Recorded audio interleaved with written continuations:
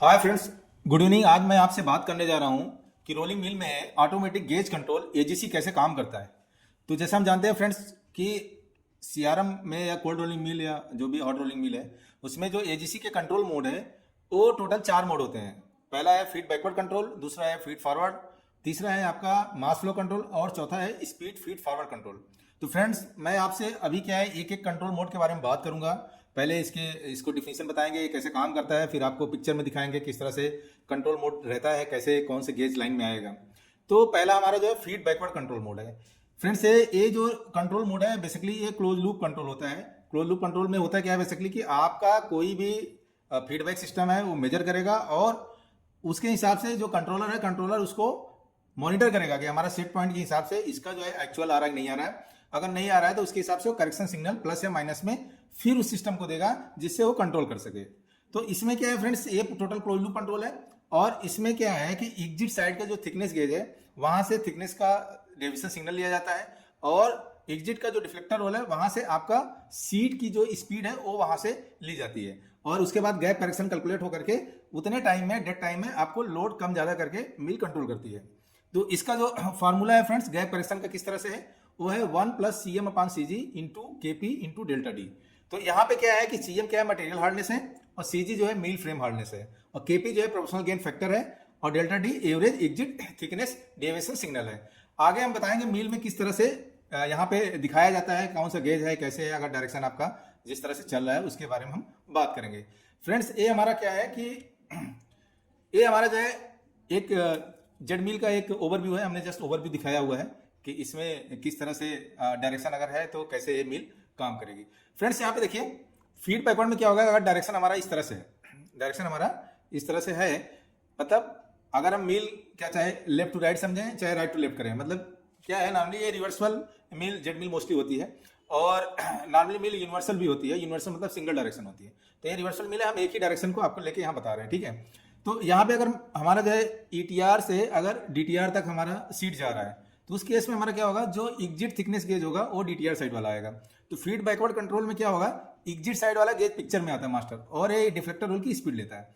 तो इससे जो है आपका थिकनेस डेविएशन सिग्नल आएगा और डिफ्लेक्टर रोल से सीट की स्पीड मेजर होगी और इसके सिग्नल के हिसाब से एक गैप करेक्शन कैलकुलेट होगा और यहाँ पे मील में लोड उसी हिसाब से कम ज्यादा आपका वेरी होता रहेगा।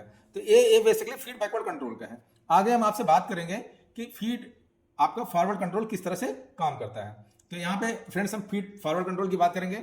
ये क्या है, ये टोटल ओपन लूप कंट्रोल है। इससे बेसिकली क्या होता है कि गेज मॉनिटर तो करता रहता है बट जो है क्या है कि जो भी स्ट्रिप का डेविएशन सिग्नल है वो आता है, लेकिन क्या है कि वो आपका डिफ्लेक्टर से स्पीड भी आएगा बट ये ओपन लूप में रहेगा। इससे जो है एक बार आपका जो भी मेजर हुआ और निकल गया, मतलब उसके हिसाब से कैलकुलेटेड आपका लोड आता रहेगा बट उस तरह से करेक्शन गैप करेक्शन जो है प्रॉपर नहीं हो पाता। ये ओपन लूप कंट्रोल है। तो इसमें बेसिकली क्या होता है फ्रेंड्स, जो गैप करेक्शन होता है वो CM/CG into KP into delta D से होता है। तो CM क्या है, यहाँ पे मटेरियल हार्डनेस है और CG यहाँ पे मील फ्रेम हार्डनेस है और KP जो है प्रोपोर्शनल गेन फैक्टर है और डेल्टा डी यहाँ thickness shifted to roll bite and compensated for mill response, ठीक है फ्रेंड्स। तो ये feed forward control basically open loop control है। इसमें एक्यूरेसी बहुत अच्छी नहीं आती है। तो बेसिकली मिल में क्या है, हम फीड बैकवर्ड कंट्रोल को ज्यादा जो है एक्यूरेट मानते हैं और उसी पे हमें रोलिंग करना चाहिए, ठीक है। तो ये हमारा फीड फॉरवर्ड कंट्रोल है फ्रेंड्स। आगे हम बात करेंगे आपका फीड फॉरवर्ड कंट्रोल का मिल में किस तरह से ये रहता है, उसके बारे में हमने दिखाया हुआ है एक ओवरव्यू कि किस तरह से आपका ये फीड फॉरवर्ड में रहेगा। तो इसमें फ्रेंड्स क्या होगा, अगर डायरेक्शन हमारा ETR से DTR साइड है फ्रेंड्स, तो क्या होगा कि एंट्री वाला जो थिकनेस गेज है वो यहाँ पिक्चर में आएगा और यहाँ एंट्री का जो डिफ्लेक्टर रोल है यहाँ से इसको स्पीड मेजर करेगा। तो इसके थ्रू ये गैप करेक्शन यहाँ पे लेगा किस तरह से हमको मिल पे लोड देना है।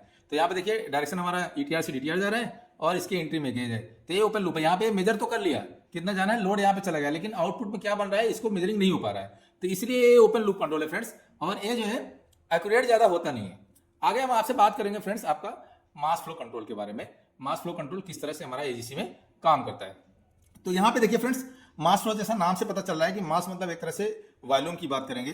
तो यहाँ पे हमारी जो कॉइल है या जो सीट है जो भी स्लेब है उसके वॉल्यूम के कंट्रोल के हिसाब से चलता है। तो ये क्या करता है कि मास फ्लो क्या करता है कि ये इसका जो प्रिंसिपल है, आउटगोइंग जो स्ट्रिप थिकनेस है उसका कंपनसेट करता है इनकमिंग स्ट्रिप थिकनेस और आउटपुट जो इनकमिंग यहाँ पे कंपनसेट करेगा स्ट्रिप की थिकनेस और इन और आउट जो स्ट्रिप की स्पीड है उसके प्रिंसिपल पे मास फ्लो कंट्रोल करता है। तो अगर आउटपुट थिकनेस हमें पता करना है कितना होना चाहिए, तो ये यहाँ पता चलेगा कि इनपुट में कितना थिकनेस है, इनपुट में कितने सीट की वेलोसिटी है और आउटपुट में कितना वेलोसिटी आएगा, जिसकी वजह से इसका थिकनेस इतना जनरेट होगा। तो इसमें बेसिकली होता क्या है फ्रेंड्स कि दोनों जो है आपका गेज पिक्चर में आता है, दोनों डिफ्लेक्टर रोल पिक्चर में आते हैं और उसके हिसाब से ये जो है कंट्रोल करता है। तो यहाँ पे टी आउटपुट क्या होगा, output strip thickness, T in equal to input thickness, V in equal to input strip speed और V out output strip speed. तो फ्रेंड्स इस तरह से मास फ्लो कंट्रोल करता है, मतलब इनपुट का थिकनेस, इनपुट की स्पीड और आउटपुट का थिकनेस और आउटपुट की स्पीड। जब हमें आउटपुट जितना हमें चाहिए उसके हिसाब से आउटपुट की स्पीड कंट्रोल करती है, क्योंकि मास हमारा बराबर रहता है, उसके हिसाब से इस प्रिंसिपल पे मास फ्लो कंट्रोल काम करता है। आगे हम दिखाएंगे आपको कि किस तरह से यहाँ पे मील के ओवरव्यू में मास फ्लो कंट्रोल अपना ये कौन कौन से गेज पिक्चर में आएंगे वो आपको हम थोड़ा सा ब्रीफ बताएंगे। यहाँ पे फ्रेंड्स देखिए कि इस कंडीशन में क्या होगा, एंट्री के डिफ्लेक्टर रोल से सीट का स्पीड निकलेगा, एंट्री का जो थिकनेस गेज है उससे सीट की थिकनेस निकलेगी, सेम एग्जिट का जो थिकनेस गेज है वहां से आपका एग्जिट का थिकनेस गेज आएगा और एग्जिट डिफ्लेक्टर रोल से एग्जिट सीट की स्पीड आएगी। इसी प्रिंसिपल पे इन दोनों को मल्टीप्लाई करके मास निकाला जाएगा और हमारा उसके हिसाब से थिकनेस कंट्रोल करेगा। इसमें क्या होता है कि ये आपका जो गेज लगा है ये बेसिकली मिल हाउसिंग के बहुत पास में लगा रहता है, जिससे क्या है कि बारीकी से जो है नजदीक से इसका हमारा थिकनेस मेजर होता रहे। ठीक है फ्रेंड्स, आगे हम बात करेंगे आपका speed feed forward control. Friends इसमें क्या होता है कि ये जो कंट्रोल है इसमें क्या है कि जब एक्सेलरेशन और रिलैक्सेशन मिल करती है तो उस समय क्या होता है कि उसमें कुछ स्लीपेज होता है, कुछ एरर आता है, जिससे क्या है कि हमारा जो एक बाइट की जो डिस्टेंस है वो डिस्टेंस थोड़ा बहुत कम ज्यादा हो सकती है। तो उसको कंपनसेट करने के लिए स्पीड फीड फॉरवर्ड कंट्रोल वहां पे किया जाता है। अगर हमारा रेफरेंस और एक्चुअल में कुछ भी डेविएशन आ रहा है उसको कंपनसेट करता है और जिसके हिसाब से क्या है कि वो एरर सिग्नल जो है आपका जो है कंट्रोलर को जाएगा और कंट्रोलर उसके हिसाब से आपका बाइट का जो पोजीशन है उसको कम ज्यादा करके लोड देगा और उसको एक्यूरेट पोजीशन पे आपकी रूलिंग होगी। ये इसीलिए किया जाता है और इसका मेन रीजन ये भी है, देखिए कि अगर रोल गैप कम ज्यादा होता है या रोल बेंडिंग हो रहा है, इसकी हो रहा है तो थोड़ा बहुत शिफ्टिंग होता है, इसकी वजह से ये कंट्रोल मोड भी ऑन करके रखा जाता है। और इसका जो स्लीपेज वगैरह है ये हमें मिलता कहाँ से, डिफ्लेक्टर रोल का जो इनकोडर है उसी की स्पीड से पता चलता है कि बेसिकली हमारी सीट में कितना यहाँ पे स्पीड डेविएशन आ रहा है। तो ये बहुत इंपॉर्टेंट है भी है फ्रेंड्स। ये मैं आपको इसके ओवरव्यू के बारे में भी थोड़ा सा बताएंगे। यहाँ पे देखिए सेम ही रहता है फ्रेंड्स, सब कुछ सेम है।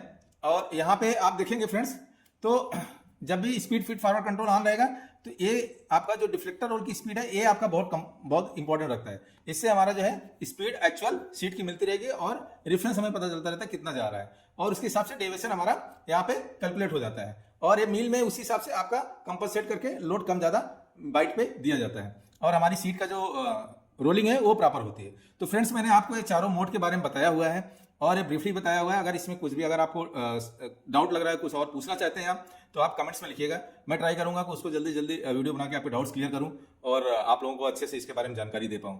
Thank you so much friends. अगर आपको मेरा वीडियो पसंद आया कृपया लाइक करिए, सब्सक्राइब करिए और अपने दोस्तों को शेयर करिए। Thank you so much.